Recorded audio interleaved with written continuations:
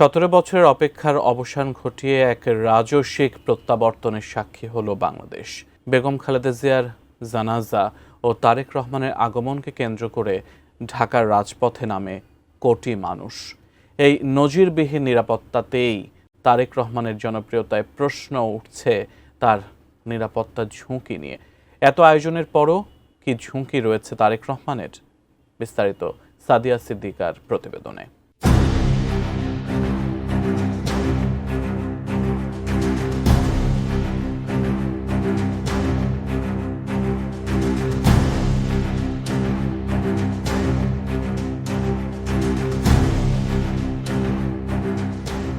বিএনপির চেয়ারম্যান তারেক রহমানের ঐতিহাসিক স্বদেশ প্রত্যাবর্তনকে কেন্দ্র করে বাংলাদেশের ইতিহাসে এক নজিরবিহীন নিরাপত্তা ও জনব্যবস্থার সাক্ষী হয়েছে বিশ্ব।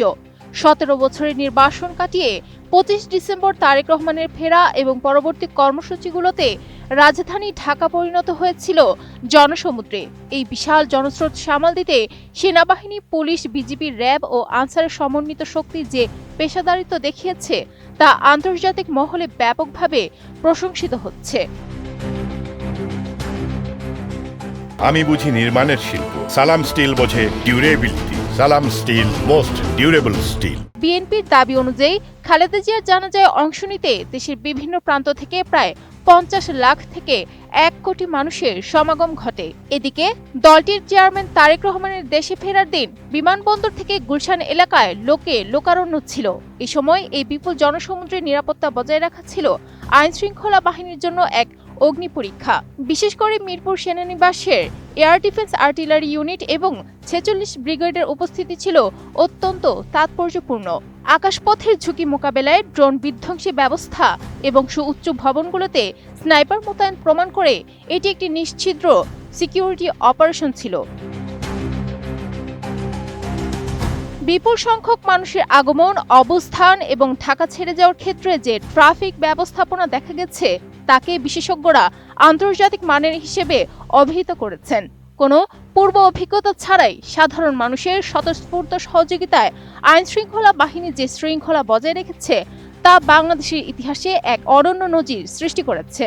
রাজনৈতিক বিশ্লেষকদের মতে তারেক রহমানের প্রতি মানুষের এই আবেগ মূলত দীর্ঘ 1.5 দশকের ঊর্ধ্বশ্বাস পরিস্থিতির বহিঃপ্রকাশ। তবে এই আকাশচুম্বী জনপ্রিয়তা এখন তার নিরাপত্তার জন্য সবচেয়ে বড় চ্যালেঞ্জ হয়ে দাঁড়িয়েছে।